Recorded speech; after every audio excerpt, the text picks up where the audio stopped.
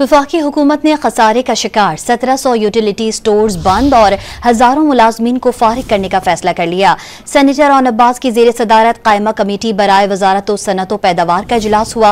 हुकूमत की जानिब से सेनेट कमेटी को बताया गया कि इस वक्त मुल्क भर में 3002 से ज्यादा यूटिलिटी स्टोर्स मौजूद हैं, जिनमें से 1700 नुकसान में चल रहे हैं और उन्हें बंद कर दिया जाएगा। निजकारी के बाद सिर्फ 1500 स्टोर्स के लिए अमला दरकार होगा, जबकि बाकी मुलाजमीन को सरप्लस पोल में भेज दिया जाएगा।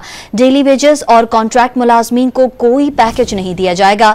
हुकाम की जानिब से यह भी बताया गया कि 2 साल ऑडिट न होने के बायस निजकारी का अमल रुक गया है। अलबत्ता रवां साल अगस्त में 2 साल ऑडिट मुकम्मल करने का हदफ है। वफाकी हुकूमत ने खसारे का शिकार 1700 यूटिलिटी स्टोर्स बंद और हजारों मुलाजमीन को फारिग करने का फैसला कर लिया। सेनेटर ओन अब्बास की जेर सदारत कायमा कमेटी बराए वजारत सनत व पैदावार का इजलास हुआ।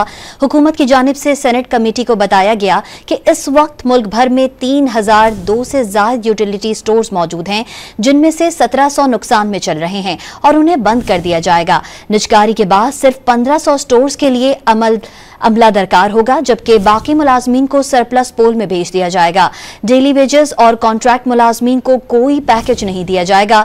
हुकाम की जानिब से यह भी बताया गया कि 2 साल ऑडिट न होने के बायस निजकारी का अमल रुक गया है। अलबत्ता रवां साल अगस्त में 2 साल ऑडिट मुकम्मल करने का हदफ है।